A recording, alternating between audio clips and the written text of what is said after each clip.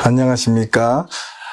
박세종 목사입니다. 2020년 8월 16일 또 주일 예배 말씀을 함께 듣겠습니다. 어느덧 8월 중순이 되었습니다. 무더운 여름 날씨가 계속되고 있는데 아무쪼록 우리 모든 성도님들 모두 건강하시기를 간절히 기원합니다. 오늘 말씀의 제목은 헛되지 않는 다름질이라는 제목입니다. 본문 말씀은 갈라디아서 1장 18절에서 2장 2절까지 내용입니다. 오늘은 유성희 전도사님과 차나가 함께 여러분들에게 인사말과 더불어 성경 봉독을 해 주시겠습니다. 안녕하세요. 예비교회 성도 여러분, 너무 반갑습니다. 얼굴을 뵌 지가 오래되어서 너무 그립고 건강한 모습으로 다시 만나 뵙기를 소원합니다. 오늘 본문 말씀은요, 갈라디아서 1장 18절에서 2장 2절 말씀입니다. 그 후 3년 만에 내가 게바를 방문하려고 예루살렘에 올라가서 그와 함께 15일을 머무는 동안 주의 형제 야고보 외에 다른 사도들을 보지 못하였노라. 보라, 내가 너희에게 쓰는 것은 하나님 앞에서 거짓말이 아니로다.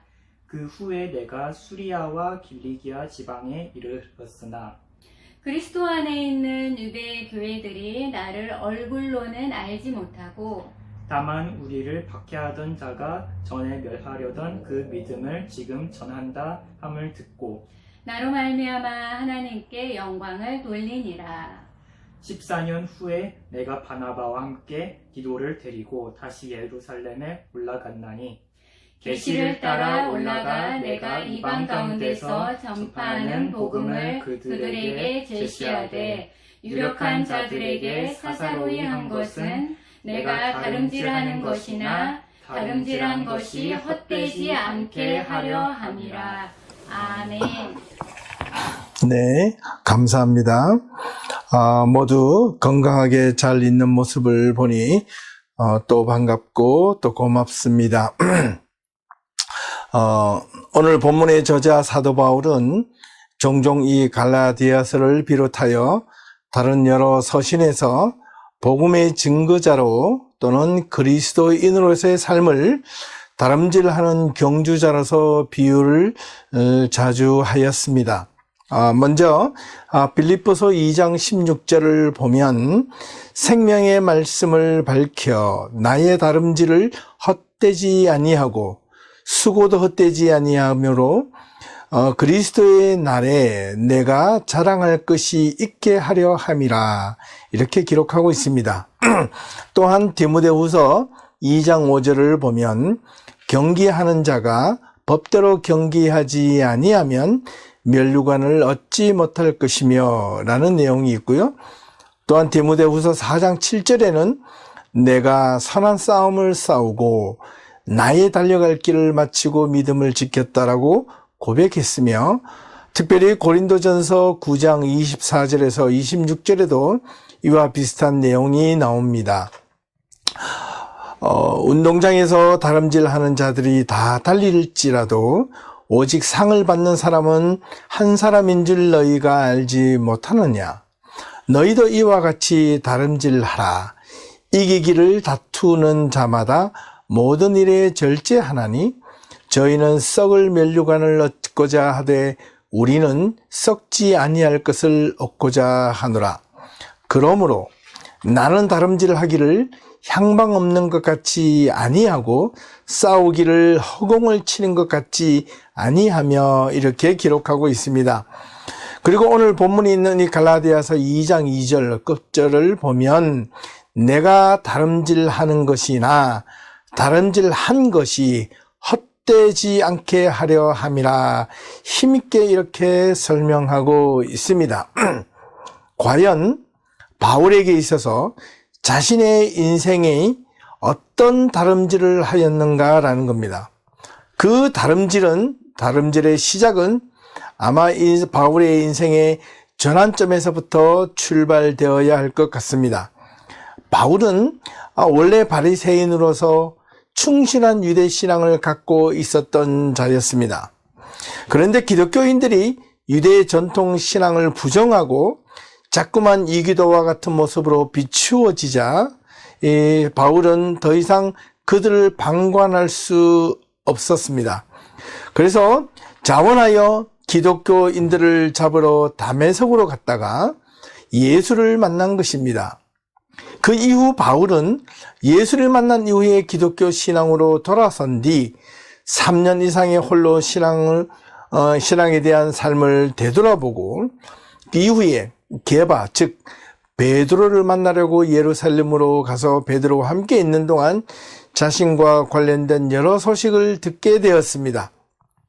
그래서 오늘 본문 내용을 앞선 내용을 살펴보면 바울은 얼마나 이 유대 기독교인들이 기독교를 엄청나게 박해하였는지를 상세하게 스스로 기록하고 있습니다. 무엇보다 22절에서 23절을 보니 이렇게 내용이 있습니다. 이런 내용이 있습니다. 그리스도 안에 있는 유대 교회들이 바울에 대하여 얼마나 두려워하며 떨고 있었는가를 설명하고 있습니다. 그리고 나서 23절 말씀에 다만 우리를 박해하던 자가 전에 멸하려던 그 믿음을 지금 전한다 함을 듣고 나로 말미암아 하나님께 영광을 돌렸다라고 기록하고 있습니다. 그렇게 유대 기독교인들을 핍박하고 박해하였던 그 바울이 오히려 예수를 믿게 된 것입니다. 그로 인하여 유대 기독교인들은 오히려 그 바울의 모습을 보고 하나님께 영광을 돌렸다라는 겁니다. 바울의 방향과 삶의 목표가 바뀌어진 것입니다. 이전에 바울의 삶의 목표와 방향이라면 오로지 그에게는 유대 신앙, 바리새인으로서 유대교 신앙에 충실한 자였습니다. 특별히 잘못 파생되었다고 믿었던 기독교 신앙을 멸하려 했던 것이 오히려 바울에게는 유대교 신앙에 충실하고 그의 삶에 따른 열심을 다해 최선을 다한 삶이었다고 자신은 스스로 믿었던 것입니다. 그랬던 그가, 박해했던 그가, 박해를 당했던 그리스도인들에게 복음을 함께 다시 전하게 되고 믿게 된 것입니다. 그의 삶과 목표가, 방향이 바뀌어진 것입니다. 오늘 본문에 있는 갈라디아서 2장 1절 말씀을 보니 바울은 그로부터 14년 후에 특별히 바나바와 함께 디도를 데리고 예루살렘으로 가서 자신이 이방 가운데 그동안 사역하였던 그 사역에 대한 복음을 전했던 내용을 개개인들과의 만남을 통해서 전하게 되었다라는 것입니다.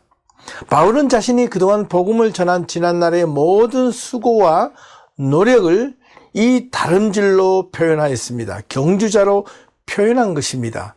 그 다름질한 것이, 그 수고하고 애쓰고 노력한 것이 헛되지 않게 하기 위하여 누구에게 예루살렘에 있는 유력한 자들에게 사사로이 하였다, 이렇게 전하고 있던 겁니다. 여기서 질문을 한 가지 드려봅니다. 왜 바울은 자신이 복음을 전한 수고와 노력을 다름질로 표현했으며 그 다름질한 것이 지금까지 복음을 위하여 또한 달려온 것이 헛되지 않기 위해서 한 일은 무엇이었는가라는 겁니다. 앞서 잠깐 힌트를 드렸습니다마는 바울은 복음을 전하는 경주자라서 그 경주가 결승점에 이르기까지 헛되지 않기 위해서 지금 바울은 어떤 것을 했는가라는 겁니다. 2장 1절에서 2절 전반부를 보니 내가 이방 가운데서 전파하는 그 복음을 그들에게 제시하되 유력한 자들에게 사사로이 하였다라고 기록하고 있습니다. 이 사사로이 하였다라는 이 말이 조금 난해합니다. 좀 더 길게 하면 유력한 자들에게 사사로이 하였다. 이 번역상 조금 어려움이 있습니다. 쉽게 설명하면 될 것을 조금 아쉬움이 있습니다. 그래서 그 공동 번역이라는 성경책이 있는데 그 공동 번역을 보니 이렇게 쉽게 설명되어져 있었습니다. 내용을 보면 거기 예루살렘에서 나는 지도자라는 사람들과 따로 만나서 내가 이방인들에게 전하고 있는 이 복음을 자세하고 상세하게 설명해 주었다라는 것이었습니다. 왜 바울은 자신이 14년 만에 예루살렘으로 가서 자신이 그동안 전한 복음을 예루살렘에 있는 교회 지도자들에게 왜 자세히 설명하려 했을까라는 점이죠. 그것은 바로 자신이 전한 복음이 헛되지 않기 위해서 그랬다고 이야기했던 겁니다. 예전이나 지금이나 기독교 초기에서부터 지금까지 기독교 이단들과 사이비가 참으로 많이 있습니다. 바울은 굳이 예루살렘으로 올라가서 그곳에 있는 교회 지도자들에게 자신이 전한 복음이 이단이나 사이비가 아닌 정말 예수 그리스도를 만나고 그리고 자기가 경험했고 진짜 복음을 전하려고 했던 자임을 알리고 싶었던 것이었습니다. 당시 예루살렘 교회를 주도하고 이끌었던 중요한 세 인물이 있었는데 그 첫 번째가 바로 예수님의 동생 야고보였고 두 번째는 예수님의 수제자 베드로와 또한 사랑하는 그 제자 요한이었다고 전해지고 있습니다.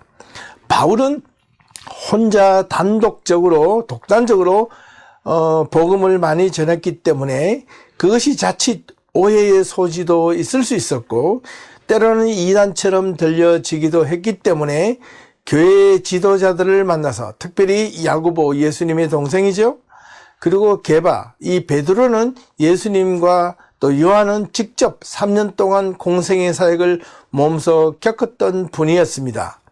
그렇기 때문에 예수님의 복음에 대해서 누구보다 상세하고 잘 알고 있었던 자들이었기 때문에 그들에게 자신이 전한 이 바울이 전한 이 복음이 이 온전하게 그리고 틀리지 않았다는 것을 보여주고 싶었던 것이었습니다. 왜냐하면 그 예루살렘 교회가 세워진 첫 번째 교회였기 때문에 더더욱 그 당시는 중요했습니다. 당시 야고보와 베드로 그리고 요한이 인정해주는 복음은 그 당시 사회에서 언제나 정당성을 가지고 효과를 누렸기 때문입니다. 그래서 바울은 또한 그들로부터 자신이 전했던 그 복음을 인정받지 않으면 때로는 다른 어려움과 위험을 경험하거나 봉착하기 쉬웠었기 때문에 이 복음을 전하는 데 있어서 누구보다도 그 예루살렘에 있는 지도자들에게 온전하게 그것을 설명하고 또 이해를 구했던 것입니다. 사랑하는 성도 여러분, 종종 우리는 신앙인으로서 하나님의 말씀이나 신앙적 체험을 조금 더 알아보거나 경험해 보려고 또는 이해하고 싶어서 때로는 객관적으로 검증되지 못한 유튜브나 또 인터넷에 또 돌아다니는 글들이나 또는 여러 가지 검증되지 못한 그런 집회 장소에 가서 혹하며 빠질 수 있는 유혹이 있을 수 있습니다.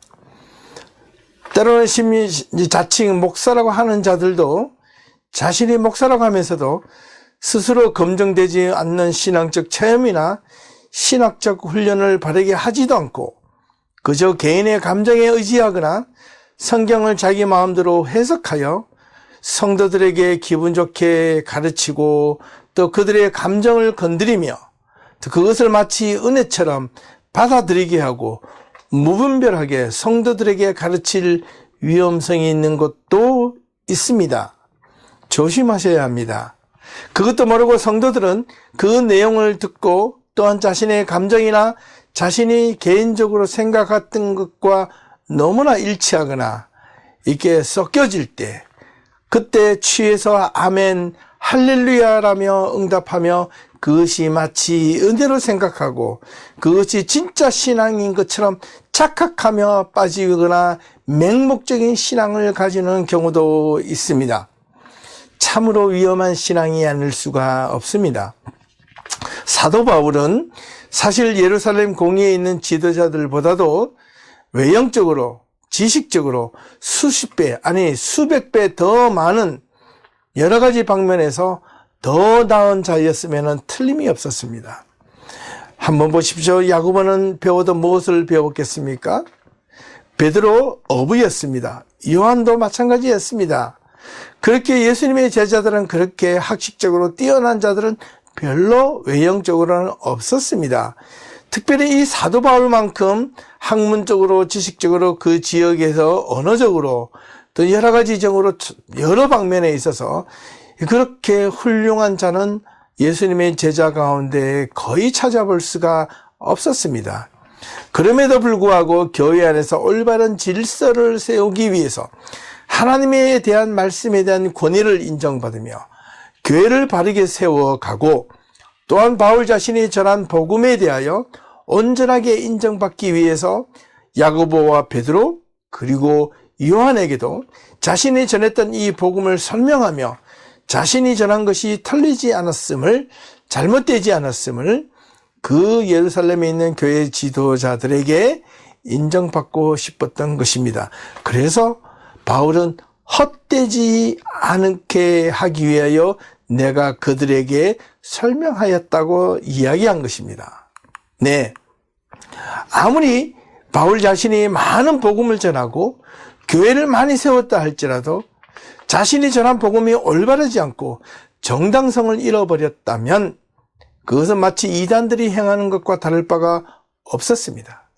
우리 기독교 신앙인들에게 가장 받기 쉬운 유혹 가운데 하나가 또한 아무리 객관적 검증 없이, 아무런 객관적인 검증 없이 자기가 좋아하고 자기가 믿고 싶은 대로, 자기가 바라고 싶은 대로 지금 현재 자신의 삶이 조금 어렵고 힘들 때 그 문제를 해결해 주는 것처럼 보여주는 것에 혹 빠져서 신앙생활을 하려고 하거나 믿으려 하는 경우가 있을지 모릅니다. 때로는 목사라고 대충 신학교 나와서 목사 안수만 받으면 모두 목사가 되는 것입니까? 교회 중직자로서 임직만 받으면 모두 충실한 교회 일꾼이 될 수가 있는 것입니까? 그렇지 않지 않습니까? 교회 안에서 책임을 맡은 자일수록 하나님의 말씀에 무엇보다 바르게 알고 열심히 살아야 될 책임과 의무가 있다는 겁니다. 그렇게 하려면 삶 속에서 우리는 그리스도인으로서 목사가 아니라, 장로, 권사, 집사가 아니라 그리스도인으로서 성실하게 부족함이 없도록 먼저 살아갈 수 있도록 노력해야 한다는 것입니다. 바울은 세상에서 출세할 수 있는 수만 가지의 기회가 있었지만 예수 그리스도를 만난 이후에 그 모든 것들을, 자신이 만났던 그 예수 그리스도에 대한 믿음을 포기하지 않기 위해서 세상의 것들을 분토처럼 버렸다라고 고백하였습니다. 그 믿음 때문에 온갖 고난과 역경을 다 당했고, 또 마치 세상 사람들이 보기에는 바울의 남은 인생이, 예수를 만난 이후의 인생이 마치 실패하거나 헛된 결말로 끝이 난 것처럼 보여지지만 실제로는 그렇게 되지 않았습니다. 또한 이 바울의 죽음이 비록 세상적으로 보기에 비참하고 처참하게 로마 군인에 의해서 단두대에 목이 잘려나가 죽었음에도 불구하고 그의 이름이, 또한 그가 전했던 그 복음이 지금까지, 오늘날까지 전해지거나 바울의 이름이 회자될 때 그 모습을 보며 과연 바울의 신앙, 바울의 믿음이, 바울이 전했던 복음이 헛되었는가? 결코 헛되지 않았음을 증명하는 것이라 말할 수 있습니다. 여러분은 여러분의 자신의 인생을 살아가면서 여러분이 생각하기에 가장 성공한 인생이 있다면 그것이 무엇이겠습니까? 많은 부를 누린 것, 출세한 것, 남들에게 늘 언제나 인정받으며 살아갔던 것, 남들보다 더 많은 것을 가진 것, 네, 좋습니다. 참 그렇게 보일 수 있습니다. 하지만 신앙적인 모습으로 볼 때 그것이 전부라면 저는 아마 신앙을 포기했을 겁니다. 특별히 목회의 길도 들어서지 않았을 것입니다. 그것이 아닙니다. 분명 그것이 아닙니다. 신앙 안에서 가장 성공한 인생이 무엇이냐고 묻는다면 저는 주저없이 아마도 분명하게 후회하지 않으며 산 인생이라고 말할 것입니다. 세상적으로도 그러할 것입니다. 후회하지 않은 인생이 아마 누가 있을까냐마는 이렇게 말을 한 번 더 바꾸어 보면 어떻겠습니까? 사도 바울이 이야기한 대로 헛되지 않은 인생을 살았다면 그 인생은 분명한 성공한 인생이면 틀림이 없을 것입니다. 왜냐하면 어디 인생 자체가 쓸모없는 인생이 돌아보면 하나도 없지 않다는 것입니다. 자신이 게으르지 않고 정말 주어진 삶에서 최선을 다했다면 그 어떤 인생도 쓸모없는 인생은 없다라는 겁니다. 자신에게 고난이 겪고와도 슬픔이 있고 절망이 있고 괴로움이 있고 지금 한치 앞을 내다보지 못하는 이런 암담한 현실 가운데서도 그 인생이 그 삶이 쓸모없지 않다는 겁니다. 왜냐하면 훗날에 그것을 극복하고 이겨냈을 때 그 인생이 우리의 삶의 디딤돌이 되고 힘이 될 수 있다는 것이기 때문에 그렇습니다. 그런데 때로는 쓸모없이 살아가는 인생도 있습니다. 왜냐하면 아무런 의미 없이 방향 없이 목적 없이 그리고 자신의 삶이 주어지는 대로 그냥 그렇게만 살아간다면 그 삶이야말로 분명 쓸모없는 인생이 되고 말 것입니다. 오늘날 사회가 바로 그러하지 않습니까? 현실에 집착하는 사회, 현실에 매몰된 사회, 내일을 바라보지 못하고 목적과 방향을 잃어버린 시대 속에서 사는 모습이 바로 오늘날 우리들의 모습은 아닌지 돌아보아야 합니다. 무엇보다 우리는 그리스도인으로서 우리가 가진 이 신앙이 우리가 살아가면서 우리의 삶에 아무런 쓸모가 없다면 지금 우리가 가지고 있는 이 신앙은 정말로 헛되고 쓸모없는 것이 되고 말 것입니다. 사랑하는 성도 여러분, 쓸모없는 신앙을 가지겠습니까? 쓸모 있는 신앙을 가지겠습니까? 바울은 자신이 유대교 신앙에서 예수님을 받아들이고 복음을 전하기로 변한 순간, 결심한 순간 그 자신의 남은 모든 삶에 고난과 역경은 이전보다 더 많이 있었고 더 많은 좌절과 슬픔도 경험했고 더 많은 죽음의 위협도 경험했지만 바울은 결코 자신의 삶이 후회하지 않았다고 헛된 인생이 아니었다고 강조하고 있다는 겁니다. 더구나 자신이 전한 복음이 틀리지 않았다는 것을 또한 예루살렘 교회 지도자들에게도 당당하게 전해 주었다는 겁니다. 사랑하는 성도 여러분, 우리의 신앙이 우리의 삶에 구체적으로 우리의 삶에 적용되지 않는다면 우리의 신앙은 우리의 믿음은 과연 어디에 쓸 수 있겠습니까?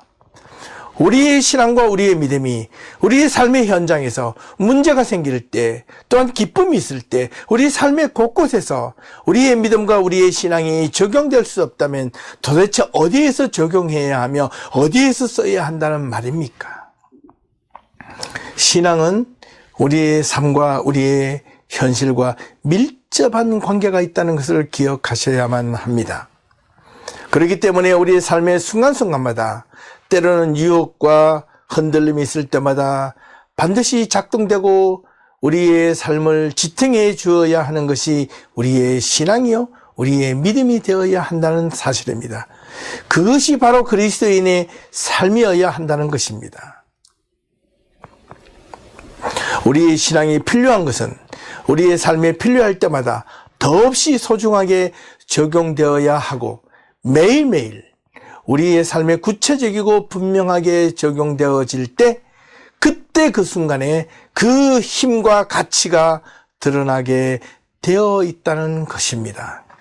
무엇보다 우리의 구원자 되시고 우리의 중보자 되시는 예수 그리스도께서는 지금도 분명히 살아계시고 성령 하나님께서는 분명 우리와 함께 하시며 우리의 문제와 우리의 간구와 기도를 하나님께 말할 수 없는 탄식으로 간구하신다고 바울은 힘있게 이야기하고 있지 않습니까?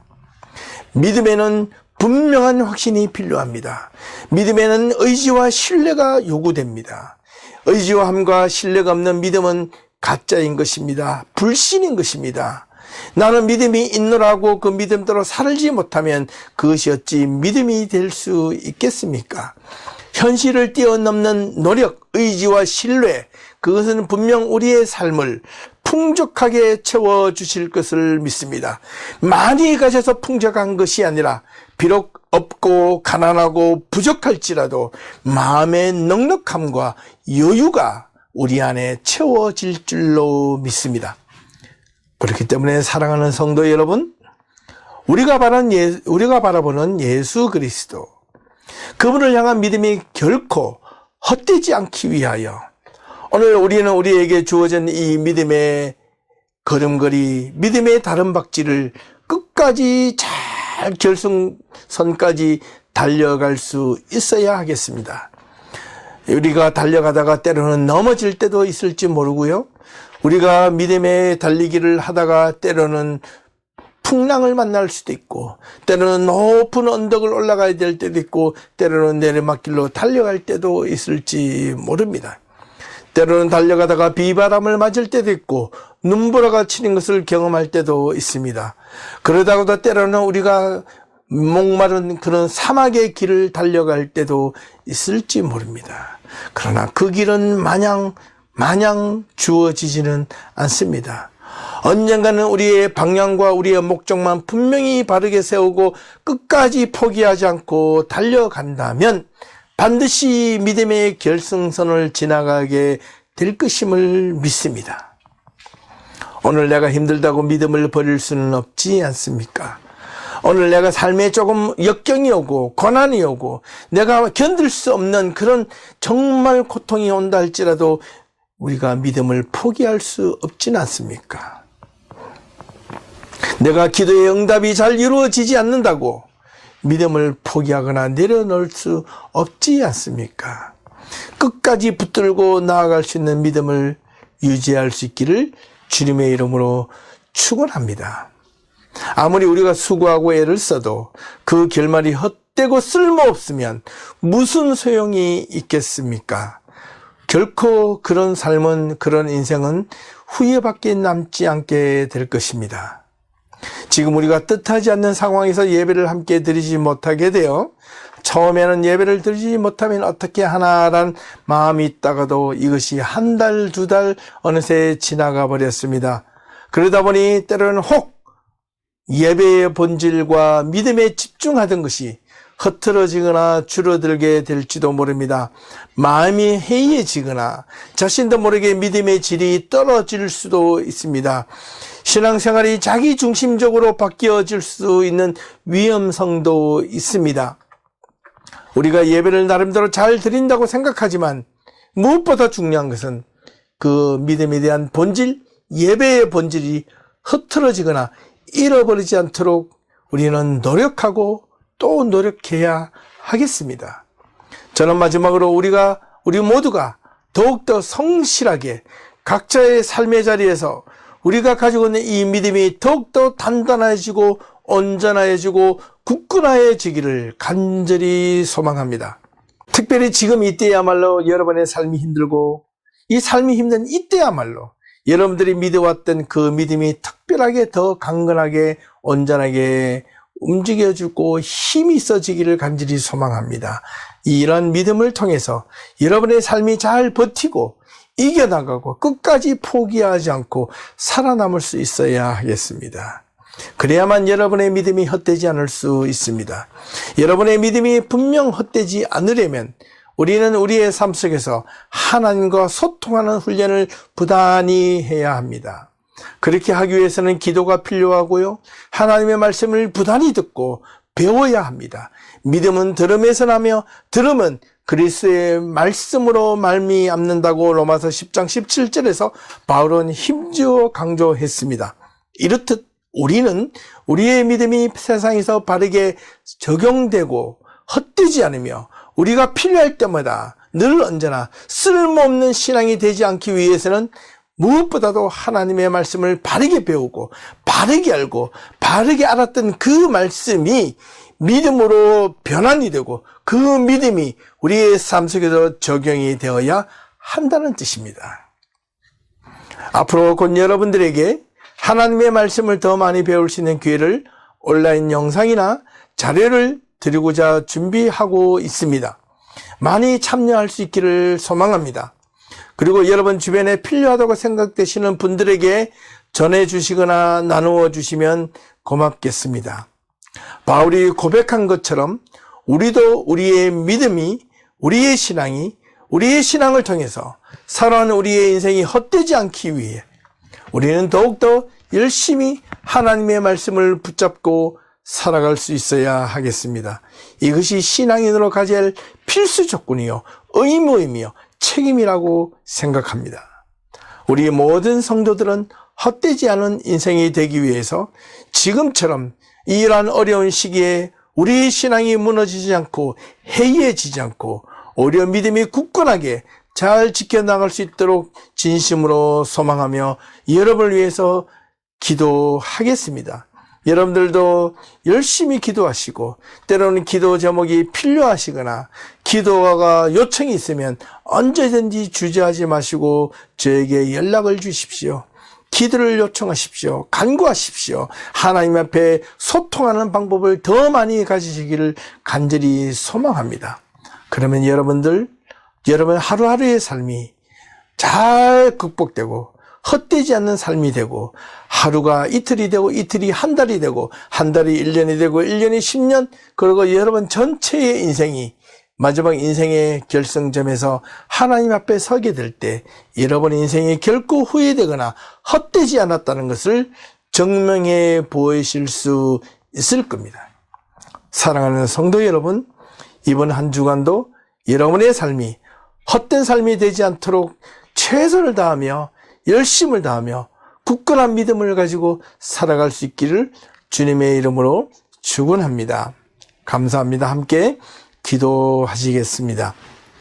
하나님 아버지 감사합니다. 오늘 주신 말씀을 통하여 우리의 믿음이 우리의 신앙생활이 헛되지 않기 위하여 우리가 분명한 믿음의 방향과 목적을 가지고 나아갈 수 있도록 저희들에게 지혜를 허락하여 주시옵소서. 하나님 믿음을 가지고 살아간다는 것이 우리의 삶 속에서 구체적으로 적용이 되거나 우리가 소용되지 않는다면 그것이 바로 헛된 믿음이 아니고 무엇이겠습니까? 우리가 힘들고 어려울 때, 우리가 때로는 고통이 있을 때 그때 믿음이 힘을 얻게 하옵소서.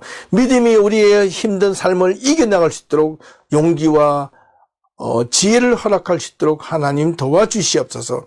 우리의 신앙이, 우리의 믿음이 결코 헛되지 않았다는 것을 지금 우리가 살고 있는 삶의 자리에서 당당하게 믿지 않는 자들에게 내 자신에게 보여줄 수 있도록 하나님 허락하여 주시옵소서. 이번 한 주간도 저희 모든 성도들의 삶을 지켜주시고 믿음 안에서 한 주간의 삶이 헛되지 않도록 성실하고 열심을 다하고 최선을 다하는 그런 하루하루의 삶이 될 수 있도록 인도하여 주시옵소서. 감사드리며 예수님의 이름으로 기도하옵나이다. 아멘.